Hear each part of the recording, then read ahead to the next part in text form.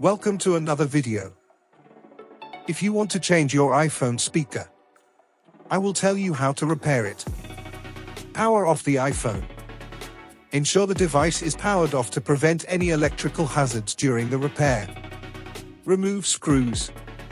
Use the appropriate screwdriver to carefully remove the screws securing the iPhone's casing. Keep track of the screws and their placements. Open the iPhone. Use a pry tool or spudger to gently open the iPhone, starting from the edges. Be cautious not to damage the delicate internal components. Locate the speaker.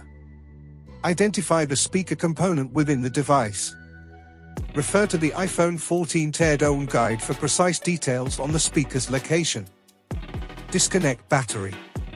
Before working on internal components, disconnect the battery to ensure safety